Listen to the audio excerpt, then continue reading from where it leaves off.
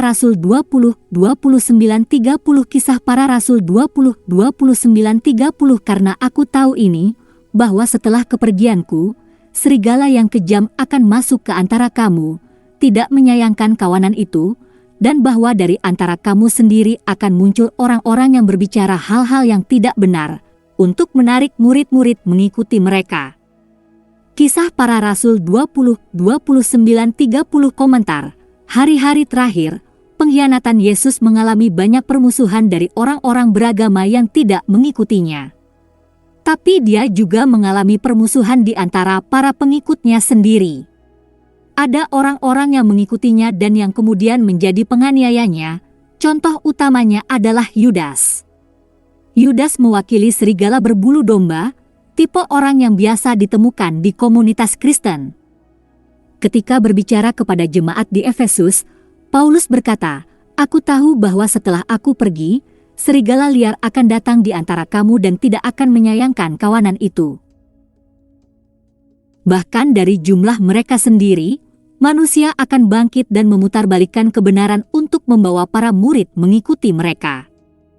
Kisah Para Rasul 20, 29, 30 dan dalam 1 Korintus 5, 12, 13, apa peduliku tentang menghakimi orang-orang di luar gereja? Meskipun Yesus tahu bahwa Yudas adalah salah satunya, dia mengizinkannya tinggal untuk memenuhi nubuat pengkhianatannya. Tapi apa tujuan dari ramalan itu? Saya pikir itu dimaksudkan untuk menjadi paradigma bagi generasi masa depan komunitas Kristen. Sampai ia menghasilkan buahnya, Yudas tidak dikenal sebagai orang yang fasik. Maka orang Kristen tidak boleh menghakimi satu sama lain sebagai orang yang demikian sampai bukti yang cukup muncul. Ini, menurut saya, juga inti dari perumpamaan tentang gandum dan lalang. Yudas mengungkapkan karakter aslinya pada Yohanes 12, 5, 6, di mana Maria dengan murah hati menuangkan minyak wangi yang mahal ke kaki Yesus. Yudas menjawab, "Mengapa minyak wangi ini tidak dijual dan uangnya diberikan kepada orang miskin? Itu sepadan dengan gaji setahun." Dia mengatakan ini bukan karena dia peduli pada orang miskin, tetapi karena dia adalah seorang pencuri. Sebagai penjaga kantong uang, dia biasa membantu dirinya sendiri untuk apapun yang dimasukkan ke dalamnya. Serigala-serigala ini cenderung munafik secara agama. Karena mereka tidak menghargai yang rohani, mereka akan menghina orang beriman dengan mencaci maki mereka karena menyia-nyiakan hidup mereka untuk hal-hal rohani ketika mereka dapat memenuhi kebutuhan sosial praktis, sedangkan mereka sendiri tidak. Mereka suka memegang kantong uang, meminta sumbangan untuk orang miskin, sambil membuang-buang uang dalam jumlah besar untuk biaya administrasi dan mengabaikan kebutuhan rohani yang paling penting. Meski terlihat religius, pada kenyataannya mereka adalah pencuri. Namun, berhati-hatilah untuk tidak menghakimi ketika tidak ada dasar untuk melakukannya.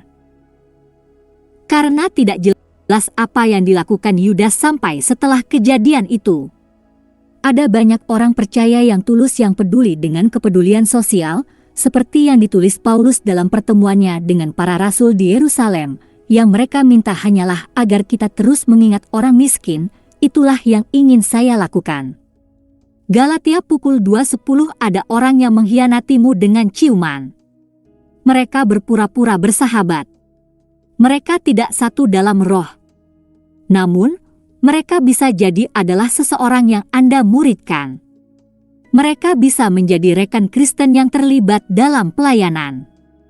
Kecuali Anda memiliki pemahaman tentang Kristus, Anda tidak akan mengenali siapa mereka sampai mereka mengkhianati Anda. Teman-teman terkasih, jangan percaya setiap roh, tetapi ujilah roh-roh itu untuk melihat apakah mereka berasal dari Tuhan, karena banyak nabi palsu telah pergi ke dunia.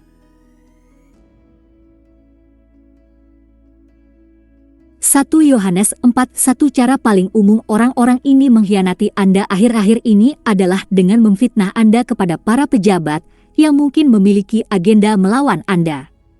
Ini adalah hal yang akan Anda alami ketika Anda terlibat dalam pelayanan seperti Yesus. Itu adalah bagian dari kehidupan Kristen. Jadi ketika itu terjadi, jangan berkecil hati, tetapi bersukacitalah karena Anda mengidentifikasi diri dengan Kristus. Saya ingin mengenal Kristus dan kuasa kebangkitannya dan persekutuan berbagi dalam penderitaannya, menjadi seperti Dia dalam kematiannya.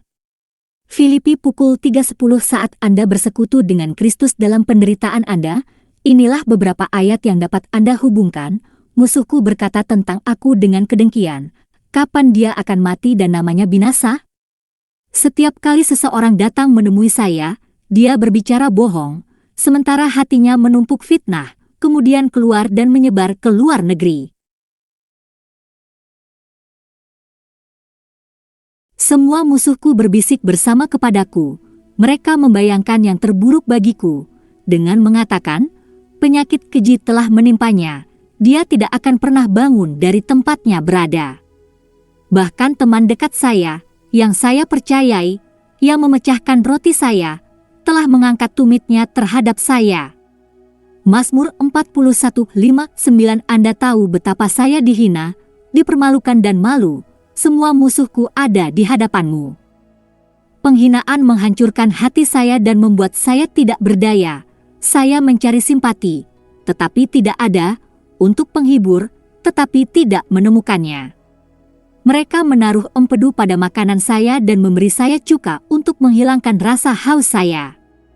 Mazmur 69:19-21. Banyak dari mereka yang menjadi musuh kuat saya, mereka yang membenci saya tanpa alasan banyak, mereka yang membalas kebaikan saya dengan kejahatan memfitnah saya ketika saya mencari apa yang baik.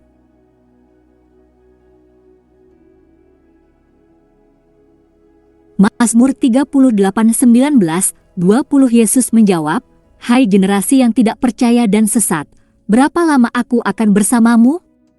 Berapa lama aku harus bersabar denganmu? Matius pukul 17:17. Pertimbangkan dia yang menanggung tentangan seperti itu dari orang-orang berdosa. Jangan sampai Anda menjadi lelah dan putus asa.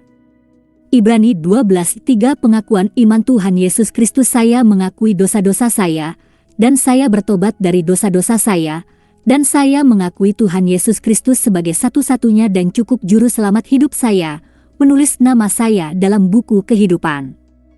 Kisah Para Rasul pukul 4:12. Tidak ada keselamatan di dalam orang lain, karena di bawah kolong langit tidak ada nama lain yang diberikan kepada manusia yang olehnya kita harus diselamatkan. Kisah pukul 4:12. 1 Yohanes 1:9. Jika kita mengaku dosa kita, Dia setia dan adil untuk mengampuni dosa kita dan menyucikan kita dari segala kejahatan. 1 Yohanes 1:9.